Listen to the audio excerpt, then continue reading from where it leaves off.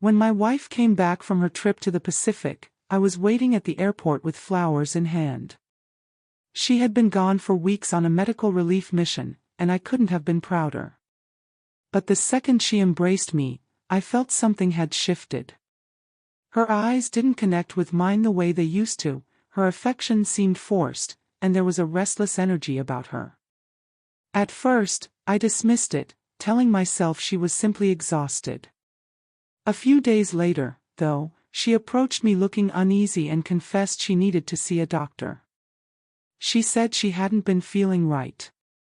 When the results came in, my heart nearly froze. She had tested positive for an STD.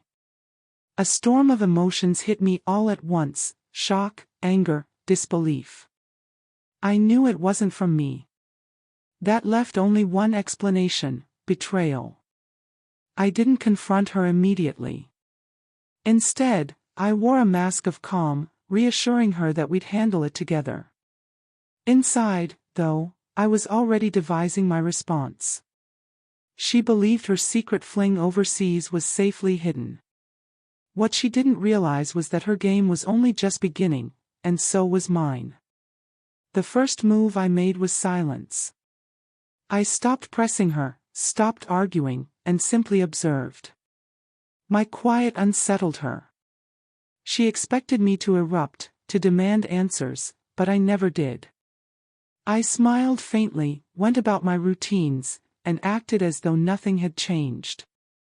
That silence became my weapon, and it was working. Next, I started collecting proof. Screenshots of texts, copies of medical reports, receipts, anything that could confirm what she had done. I wanted undeniable evidence for when the time came. Quietly, I reached out to a lawyer, explained everything, and was told I had a solid case. That knowledge gave me the strength to wait, to play my part patiently. At home, I turned to exaggerated kindness. I cooked, I cleaned, I even left little notes for her. She mistook this for forgiveness.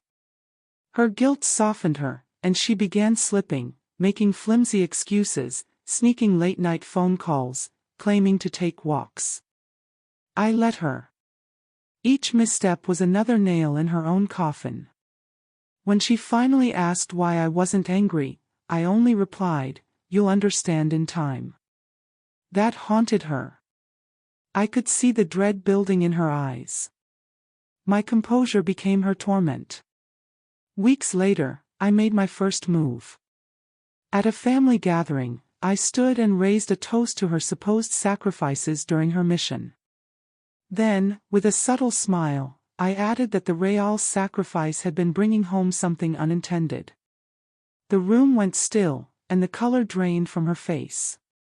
She stammered, tried to laugh it off, but suspicion had already begun spreading among our relatives. The second blow was financial. Without her noticing, I had transferred our savings into an account solely under my name, leaving her with almost nothing. She only realized when she tried to withdraw funds. When she confronted me, I answered coolly, "You've spent enough already." Her anger simmered, but she knew she had no defense. The third and final strike came with the divorce papers. One morning over breakfast, I slid the folder across the table while sipping my coffee. Her hands trembled as she opened it. You planned this," she whispered.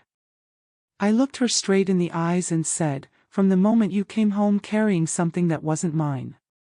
Her tears left me unmoved. She begged, she tried to explain, but the evidence was unshakable.